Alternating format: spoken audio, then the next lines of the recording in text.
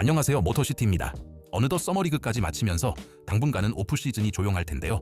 이번 디트로이트의 오프시즌에 관해 다양한 평가들이 쏟아지는 가운데 디트로이트가 뭐 한 거냐, 한 게 없다와 같은 악평들 역시 빠지지 않아서 냉정하고 객관적인 시각으로 바라볼 필요가 있다 생각이 드는데, 디트로이트의 이번 오프시즌은 정말 별로였던 걸까요?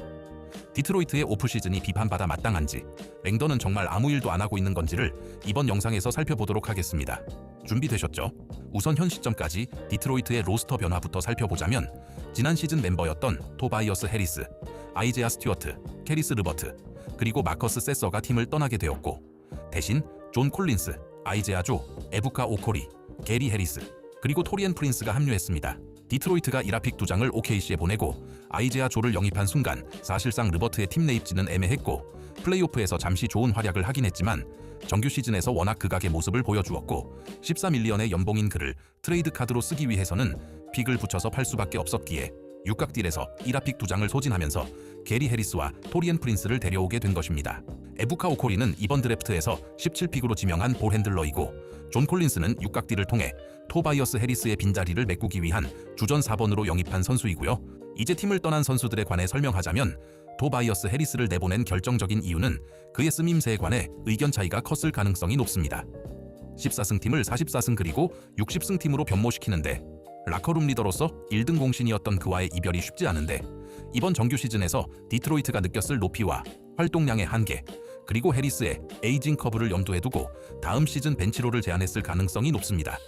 하지만 해리스는 주전로를 원했던 것으로 예상이 되고, 결국 의견 차이를 좁히지 못해서 양측이 이별을 택하게 된 것으로 추정됩니다.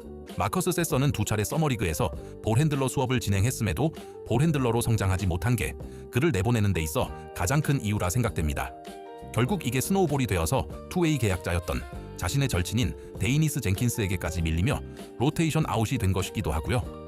설상가상으로 드래프트에서 오코리까지 지명하면서 사실상 다음 시즌 세서의 자리는 없다고 봐도 무방한 상황이었어서 그를 육각딜의 일환으로 댈러스로 보내게 됩니다.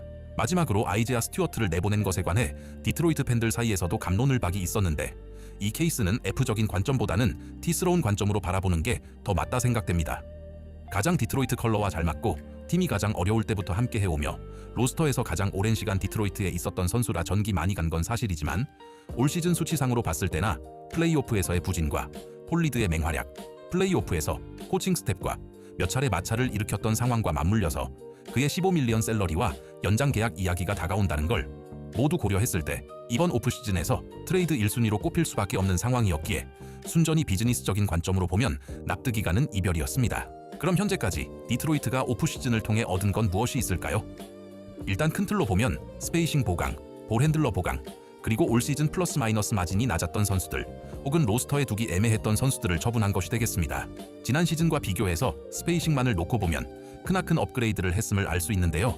이번 여름 디트로이트에 합류한 선수들 중 오코리를 제외한 나머지 NBA 경력자 4명 모두 지난해 3점 성공률이 40%를 넘겼고, 이들의 3점 야투시도 합계가 855개인데 팀을 떠난 선수들의 합계인 629개보다 무려 226개의 3점 야투를 더 던졌습니다.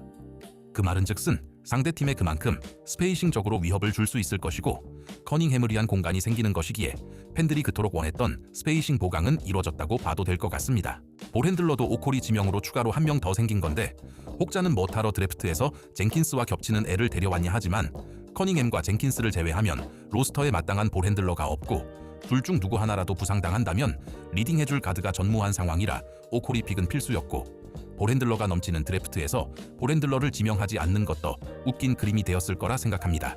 두 번째로는 내년 여름에 젠킨스가 FA가 되는 것인데, 웬만하면 디트로이트가 젠킨스를 잡으려 하겠지만 혹여라도 놓칠 수 있는 가능성을 대비한 플랜 B로 오코리를 지명한 것이라 보면 될 것 같습니다.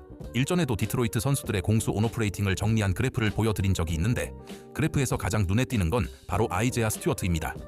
그가 코트에 없었을 때 디트로이트는 더 나은 마진을 기록했는데, 그가 안 뛸 때 플러스 12.6, 뛸 때 넷 레이팅이 플러스 0.5로 차이를 보였고, 캐리스 르버트 역시 뛸 때와 안 뛸 때 마진 차이가 10.6이나 차이가 날 정도로 안 뛸 때 팀의 마진이 더 좋았습니다. 플러스 마이너스 마진이 모든 걸 대변해주진 않지만, 이번에 팀을 떠난 선수들을 보면 팀 내 마진 5위였던 토바이어스 해리스를 제외한 나머지 스튜어트, 르버트, 그리고 세서의 마진을 보면 각각 팀 내 마진 12, 14위, 그리고 19위를 기록할 만큼 팀 내 마진 하위권에 랭크된 공통점을 가지고 있습니다. 그만큼 공수 효율이 떨어지는 선수들을 이번 오프 시즌에 정리한 것이고, 마진이 낮고 롤과 입지가 애매해진 해당 선수들을 내보내게 된 것입니다. 그럼 이제 랭던이 일을 못한다는 이야기에 관해 얘기해볼까 하는데요. 정말 일을 못하고 있는 걸까요? 랭던이 관해 매우 신중하고 조심스럽다는 표현은 공감합니다만, 일을 안 하고 못한 데는 전혀 공감할 수 없는 게 14승 팀을 44승과 60승으로 만든 것부터가 이미 이 사람은 제 역할을 120% 이상 해내고 있는 사람이란 겁니다. 혹자는 트로이 위버가 차려놓은 밥상에 숟가락 얹은 거 아니냐는 평을 하기도 하는데, 만일 2024년에 위버를 경질하지 않고 그대로 시즌을 치렀으면 장담하건대 디트로이트가 44승을 찍을 일은 없었을 겁니다. 그만큼 썩어 빠졌던 프런트 분위기를 짧은 시간에 잘 수습했고, 부임 첫 해부터 해리스, 티마주, 비즐리를 영입하며 팀 분위기를 바꿨고 위닝 컬처로 만드는데 크나큰 역할을 했습니다. 작년 여름에도 비즐리의 도박 혐의만 터지지 않았어도 르버트를 영입하는 일은 없었을 텐데, 이러한 변수 속에서도 팀 관리를 잘하면서 올 시즌 18년 만에 정규 시즌 60승을 거두기도 했습니다. 혹자들이 이번 플레이오프를 보며 제일 많이 하는 이야기 중 하나가 트레이드 데드라인 때 이러이러한 무브를 했었어야 했다입니다. 사실 이번 플레이오프를 보면 문제점이 한두 가지가 아니었는데요. 애초에 랭던은 올해 1월 인터뷰에서도 아직 이 팀은 우승권 전력의 팀이 아니라고 이야기하기도 했었는데요.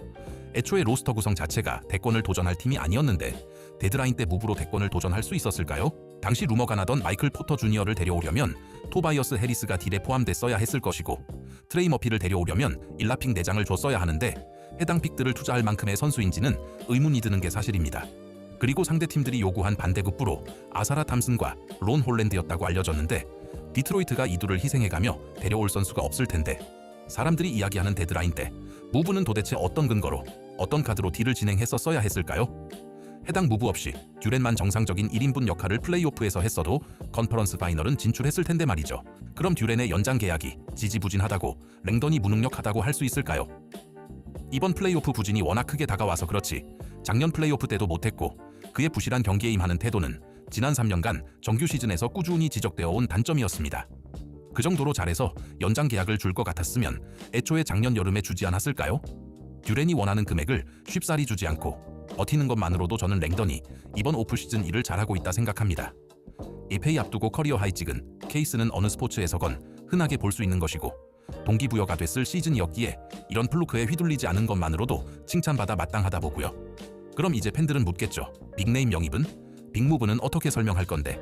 결정적으로 이 모든 상황의 걸림돌이자 디트로이트의 오프시즌 손발이 묶인 결정적인 이유는 바로 제일런 듀렌 때문인데요.